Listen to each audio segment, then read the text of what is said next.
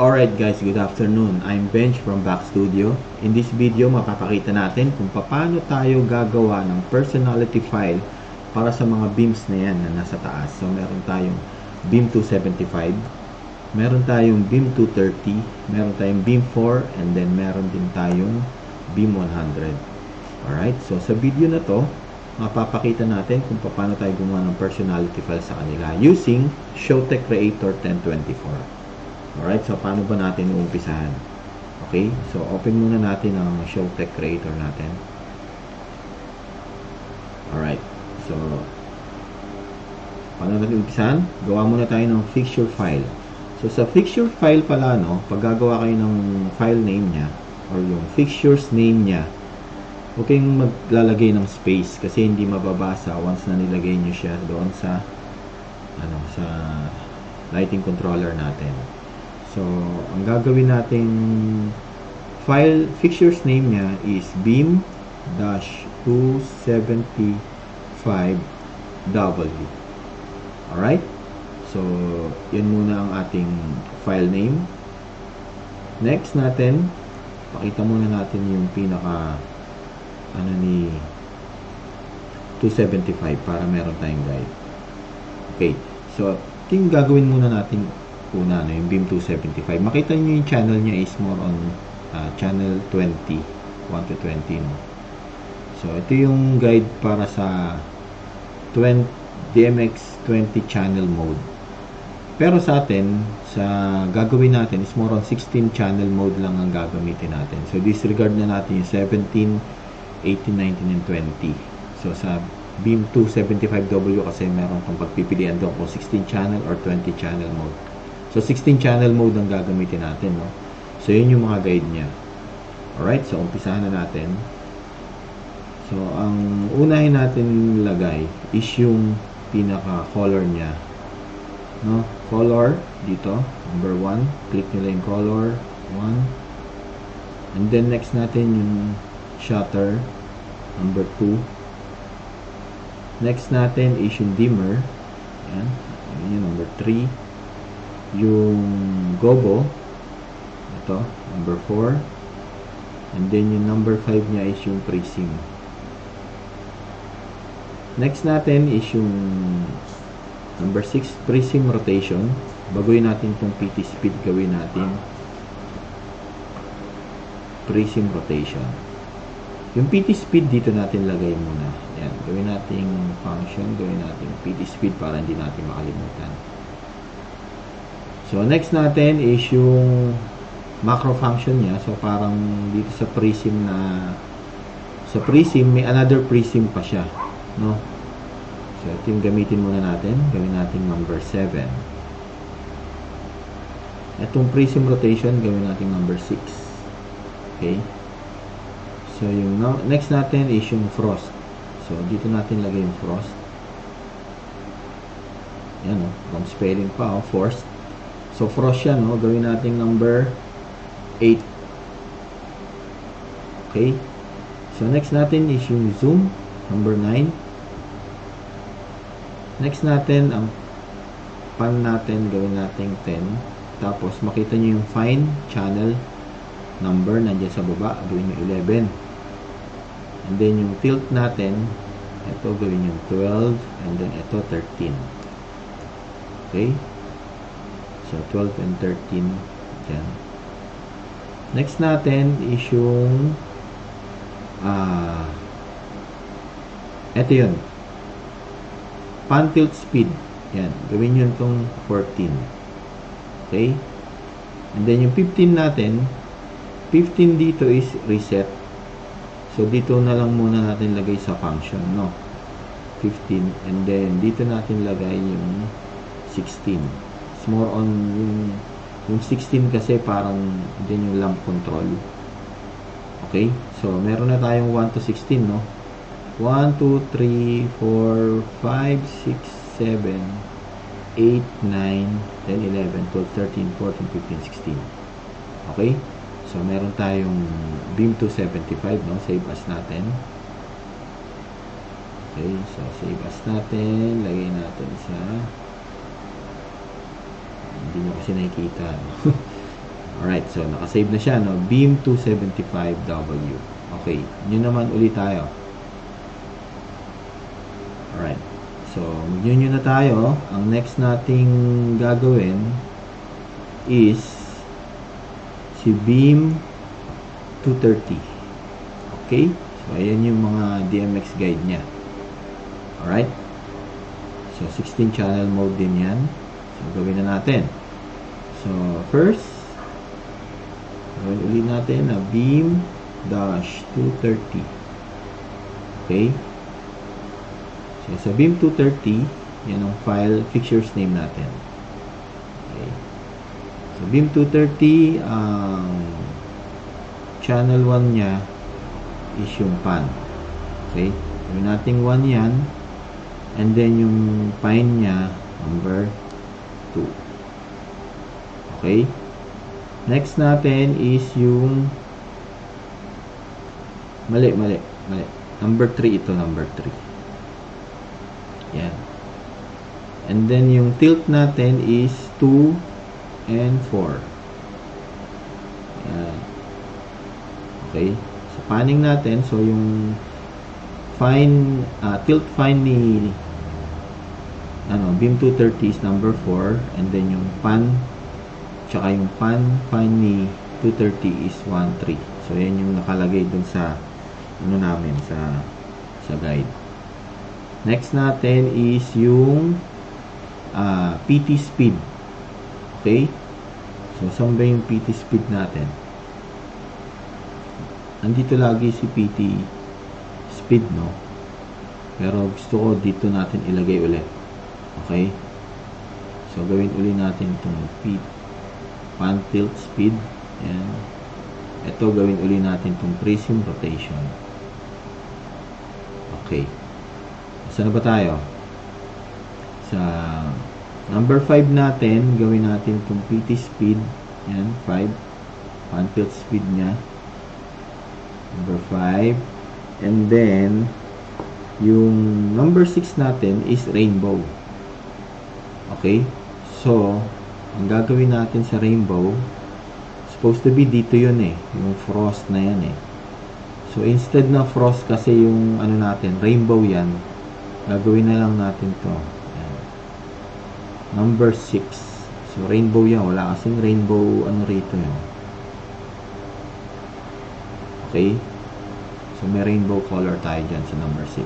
So, number 7 natin. Yan. So, number 7 natin is yung shutter. Gawin yung 7.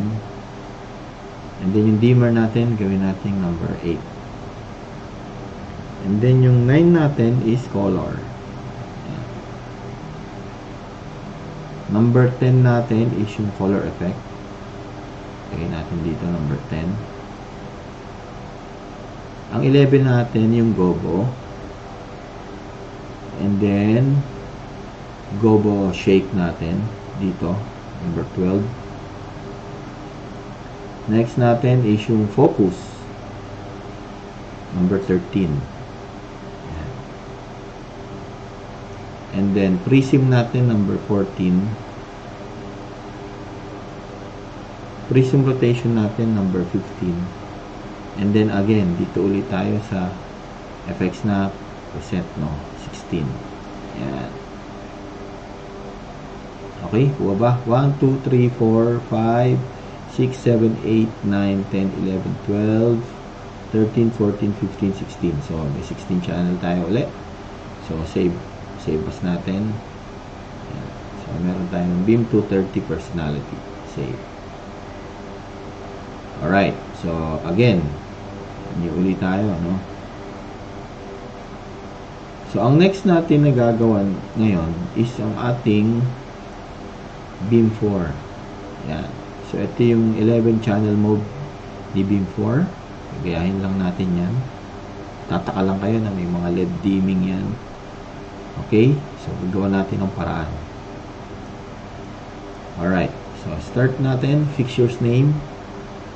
Beam dash 4. Okay? So, yung Beam 4 natin, unahin natin ang pan and tilt nya. So, number 1 natin, panning niya, 1. Tilt niya, 2. And then, strobe niya, 3. Shutter yun, 3. Now, ang number 4 natin, and number 4 natin,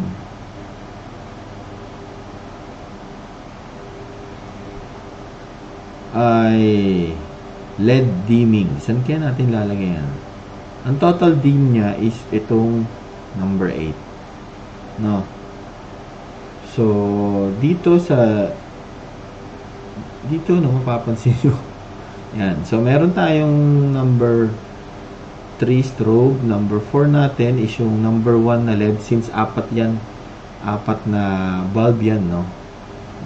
Parang bulb number 1, number 2, number 3, number 4. So, gagawa natin yan ng slot.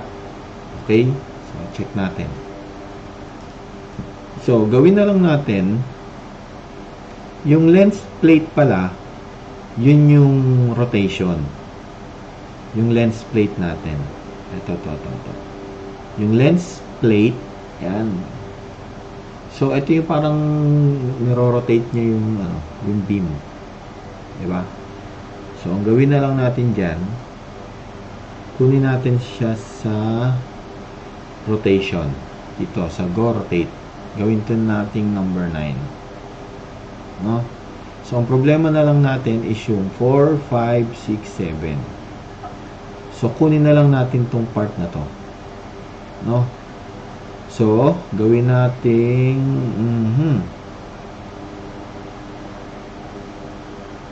unrecognized. Yan. Number 4. Gawin natin itong number 4. And then, unrecognized. Gawin na lang nating number 5. Unrecognized. Gawin natin to.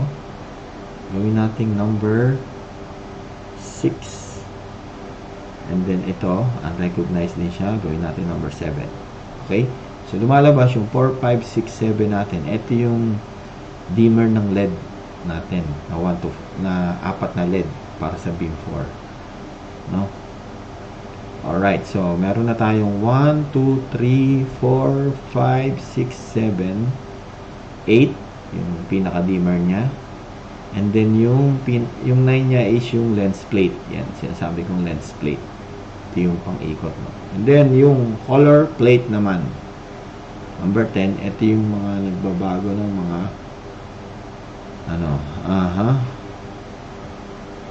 ito yung kulay, babago ng kulay, no? So, gawin natin dito ngayon yan sa color. Okay? So, gawin natin tong number 10. Ayan. And then, yung function natin ng macro function, no, dito sa function, ito yung gawin natin number 11. So, yung 11, yan yung parang merong, parang mag-automatic siya. No? Meron siyang preset para magamit yung yan. And then, once na masagad mo yung preset na yun, magre-reset yung beam 4. So, dito na lang natin ilagay. Alright, so meron na tayong 11 channel mode para sa ating beam 4. 1, 2, 3, 4, 5, 6, 7, 8, 9, 10, 11. Okay? So, save as natin. Save as ko na siya. Beam 4. Alright. So, new uli tayo. Ito tayo sa last. Tapos na tayo. Okay. So, sa last natin, ang next nating gagawin is ang ating beam 100. Yan. So, ito yung DMX channel niya. So, 1 to 12 yung pinaka channel mode niya. So, gagayahin na lang natin yan. Alright. So, ito tayo dito ngayon sa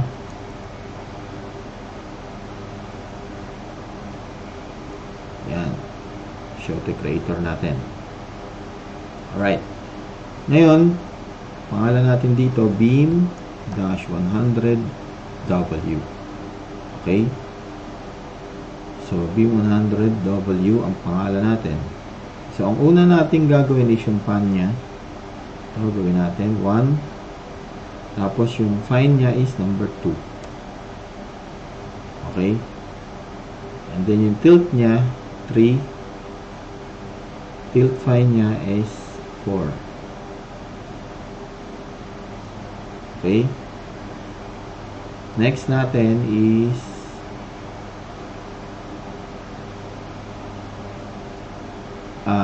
pan tilt speed. So, ito yung pan tilt speed. Lagay uli natin yun dito. Pan tilt speed. Gawin uli natin tong rotation. Yan. So, pan tilt speed niya, ito, number 5. Natin to number 5. And then next, yung dimmer niya is number 6. 6. And then yung strobe niya or shutter, number 7. And then yung color niya is number 8. Gobo niya is number 9. And then yung prism niya is number 10. So yung prism rotation niya is actually nandito sa prism. So kung makita nyo, no, dito sa kung mazoom nyo, dito sa prism area, yan, makikita nyo yung prism rotation niya once na makarating kayo sa value na 128 to 255. From slow to fast. So, nandun na siya sa loob ng prism. So, itong number 11, ito yung parang may macro function siya na automatic. Yan. Again, saan natin siya lalagay? Dito sa function. So, gawin natin itong number 11. And then, again, yung reset natin, dito na lang natin ilagay sa effects. So, number 12. No? So, save uli natin. Save as beam100W.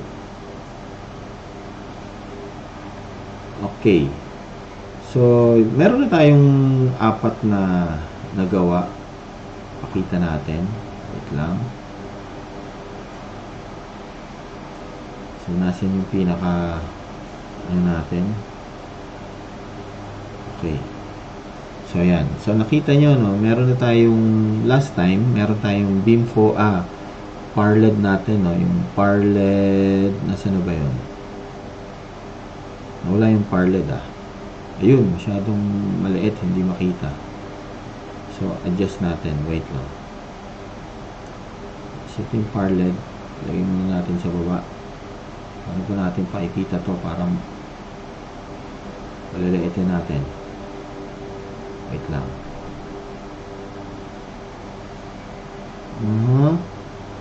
Yun. Yun. Okay. Yan. So, yung par LED natin, yung par LED, yung par LPC007H, yung par LED 5C natin, nandyan din. So, nandyan na yung beam 4 natin, beam 100, beam 230, and beam 275W. Alright, so, yun lang guys, no? After natin to ma-transfer sa pinaka, sa pinaka USB file. So, yung file, transfer natin sa USB, and then, sasalpak natin sa ating lighting controller. Then, sa next video, ituturo ko sa inyo kung paano natin ipapatch ang ating mga moving head beams doon sa ating lighting controller King Kong 1024. Alright, so hanggang dito na lang muna ang ating video. Maraming salamat sa mga nanood hanggang dulo at sa mga sumusuporta sa amin. Maraming salamat sa mga hindi pa nagla-like and subscribe dyan, no? Subscribe kayo dyan sa baba. Tapos ring nyo yung bell para updated kayo sa aming mga videos and upload ng aming mga vlogs dito sa ating YouTube channel, no? So, maraming salamat sa lahat ng mga sumusuporta. Shout out pala sa mga nagko-comment sa amin, sa mga comment section. Maraming salamat sa inyo. Kayo yung bumubuhay sa amin para makagawa kami ng mga ganitong mga videos, no? So, wala na ako ibang sasabihin iba. Thank you and God bless. Alright.